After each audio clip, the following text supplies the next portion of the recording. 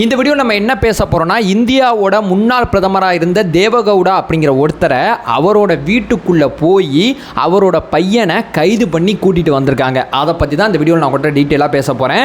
உங்கள் எல்லாருக்குமே நல்லா தெரியுங்க, 26, 27 தேதிகளில் பார்த்தீங்கன்னா பெரிய லெவலில் கர்நாடக அரசியல் களத்தில் நிறையா வீடியோக்கள் ஆபாசமாக வெளியே வந்துச்சு. அதில் எல்லாருமே யாரை குறை சொன்னாங்கன்னா தேவகவுடா அவர்களோட மூத்த பையனை தான் குறை சொன்னாங்க. அதாவது தேவகவுடா அவர்களோட பேரன் தான் நிறையா பண்ணிட்டாங்க, பெண்களுக்கு வந்து நிறையா சர்ச்சைகளை கொடுத்துருக்காரு, பாலியல் தொல்லை கொடுத்துருக்காரு, சில பேரை கற்பழிச்சிருக்காரு அப்படிங்கிறது அவரோட பேரனை நோக்கி இருந்த அந்த சம்பவமானது எப்போ பையனை நோக்கி மாறுனுச்சு.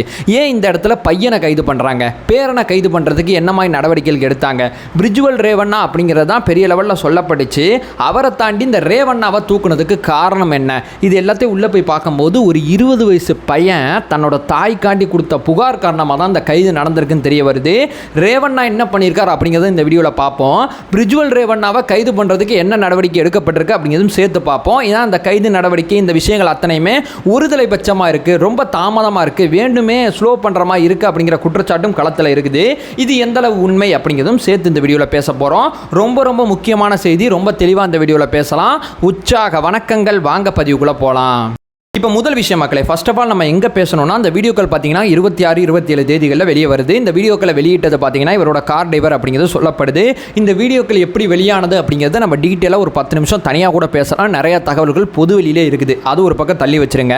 இந்த வீடியோக்கள் வெளியான பிறகு என்ன ஆகுதுன்னு சொல்லி கேட்டிங்கன்னா, பிரிஜுவல் ரேவண்ணா அப்படிங்கிறது தான் பெரிய லெவலில் குற்றம் சாட்டப்பட்டுச்சு தேவகவுடா அவர்களோட பேரனாக இருக்கக்கூடியவரை. ஸோ இவர் என்ன பண்ணிட்டாரு, வெளிநாடு தப்பிச்சு போயிட்டாரு, இவருக்கு வந்து லுக் அவுட் நோட்டீஸ் கொடுத்து இவரை கைது பண்ணுற முயற்சியில் நாங்கள் ஈடுபடுவோம் அப்படின்னு சொல்லி இந்த வழக்கை ஸ்பெசிஃபையாக விசாரிக்கிறதுக்கு கர்நாடக அரசு சுதந்திரமாக பார்த்தீங்கன்னா சிறப்பு புலனாய்வு குழு ஒன்று அமைச்சாங்க. அந்த போலீஸார்கள் தான் இந்த வழக்கை விசாரிச்சுக்கிட்டு இருக்காங்க.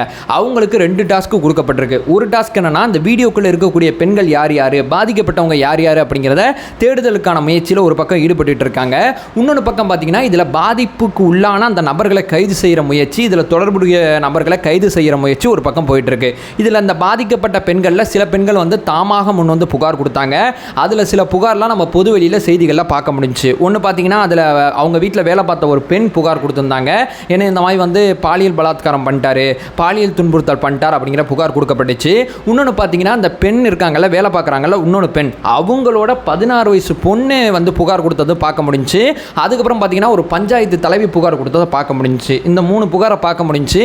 4ஆவதாக பார்த்தீங்கன்னா இப்போ நான் சொல்ல போகிற புகார் தான் இந்த வழக்கில் கைதுக்கு மிக முக்கியமானதாக இருக்குது. இதில் பார்த்தீங்கன்னா ஒரு பையன், 20 வயசு பையன் போலீஸ் ஸ்டேஷனில் போய் புகார் கொடுக்குறான். என்னோட அம்மாவை காணா போனதுக்கு இந்த ரேவண்ணா தான் காரணம், ரேவண்ணாவோட உறவினராக இருக்கக்கூடிய சதீஷ் அப்படிங்கிறவர் தான் எங்கள் அம்மாவை கூப்பிட்டு போனார் அப்படிங்கிற புகாரை கொடுக்குறாரு. இவங்க அம்மா யாருன்னு சொல்லி கேட்டிங்கன்னா 2018 2021 காலகட்டம் வரைக்கும் ரேவண்ணா அவர்கள் வீட்டில் கொஞ்சமாக வேலை பார்த்துருக்காங்க. சம்பளத்துக்கு வேலை பார்த்து வீட்டு வேலைகளை செஞ்சுட்டு இருக்கக்கூடிய ஒரு வேலையை அவங்க பார்த்துருக்காங்க. வேலையை பார்த்துக்கிட்டே இருக்கும்போது பார்த்தீங்கன்னா இந்த வீடியோக்கள் வெளியான பிறகு ரேவண்ணாவோட சொந்தக்காரராக இருக்கக்கூடிய சதீஷ் அப்படிங்கிற ஒருத்தர் வராரு.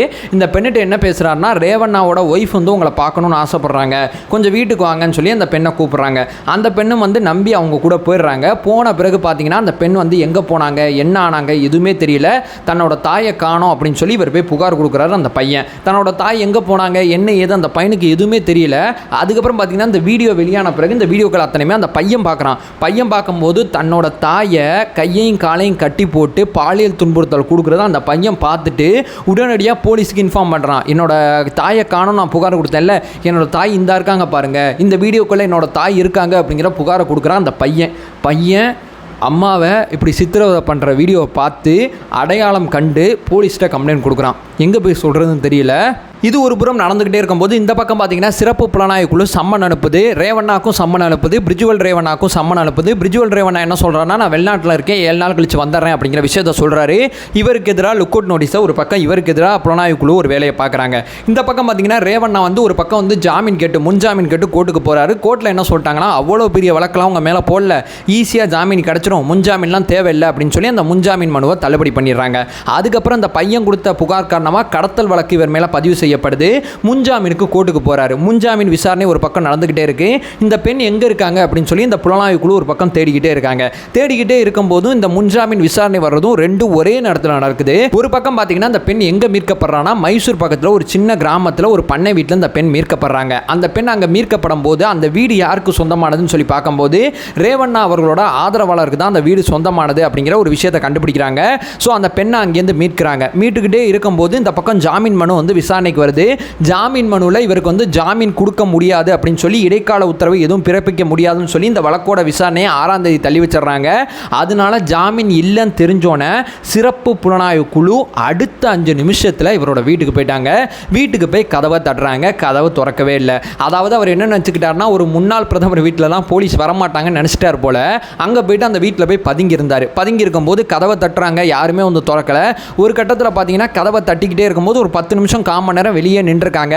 அதுக்கப்புறம் பார்த்தீங்கன்னா கிட்டத்தட்ட ஒரு சாயங்காலம் ஒரு 6:30 மணிக்கு மேலே 6:50 இருக்கும். அந்த டைமிங்கில் வெளியே அவர் மட்டும் தனியாக வராரு. தனியாக வரும்போது நீங்கள் சம்மன் அனுப்பிச்சு ஆஜராகலை, உங்களுக்கு முன்ஜாமீனும் கிடைக்கல, உங்களை அரெஸ்ட் பண்ணுறோம், ஏன்னா உங்கள் மேலே கடத்தல் வழக்கு பதிவு செய்யப்பட்டிருக்கு அப்படின்னு சொல்லி இவரை வந்து அரெஸ்ட் பண்ணிடுறாங்க. அரெஸ்ட் பண்ணி ஜெயிலுக்கு கூட்டு போயிட்டாங்க. இவர் மேலே பார்த்தீங்கன்னா காவலில் எடுத்து விசாரிக்கக்கூடிய ஒரு வேலையை ஒரு பக்கம் பார்த்துட்டு இருக்காங்க. சரி, இது முடிஞ்சு போச்சு. இவரோட பையனான பிரிஜ்வல் ரேவண்ணாக்கு என்னாச்சு? அதாவது தேவகவுடா அவரோட பேரன் தானே பெரிய லெவலில் எல்லா வீடியோவும் இருந்தார். அவர் என்ன பண்ண போகிறாங்க, எப்போ கைது பண்ண போகிறாங்க அப்படிங்கிற கேள்வி உங்களுக்குள்ளே இருந்துச்சுன்னா அவரை கைது பண்ணுறதுக்கு பார்த்தீங்கன்னா சர்வதேச நாடுகளோட உதவியை நாடுறாங்க. நம்ம நாட்டோட சிபிஐ பார்த்தீங்கன்னா ஒரு நோட்டீஸ் ஒன்று வெளியிடுறதுக்கு வாய்ப்பு இருக்குது அப்படிங்கிறது சொல்லப்படுது.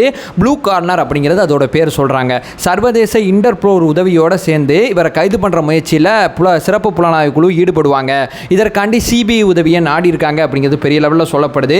கூடிய சீக்கிரம் இவரையும் நாங்கள் கைது பண்ணிடுவோம், அல்லது இவர் இந்தியா வந்தான்னா அடுத்த செகண்ட் கைது நடக்கும் அப்படிங்கிற விஷயத்தையும் சொல்லியிருக்காங்க. ரெண்டில் எது இருந்தாலும் இவரையும் கூடிய விரைவில் சிறையில் அடைச்சிருவோம் அப்படிங்கிறது பெரிய லெவலில் சொல்லப்படுது. ஸோ அந்த பிரிஜ்வல் ரேவண்ணா இவங்களோட கைது சம்பந்தப்பட்ட விஷயத்தில் இதுவரைக்கும் இதுதான் நடந்திருக்கு.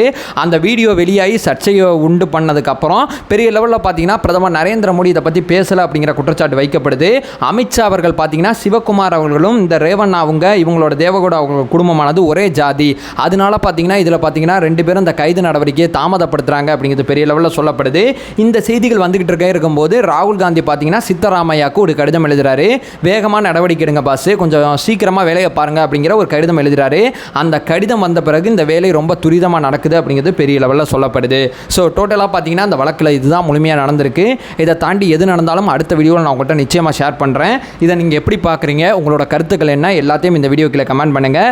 நம்ம சேனலை ஃபர்தராக ஃபாலோ பண்ணிங்கன்னா செய்திகள் சார்ந்து முழுமையான புரிதலை ஏற்படுத்திக்கிட்டு இருக்கோம். நம்மளோட ஒரே நோக்கம் அறியாமை அகற்ற வேண்டும், அறியாமை அகற்றப்பட வேண்டும். Thank you so much.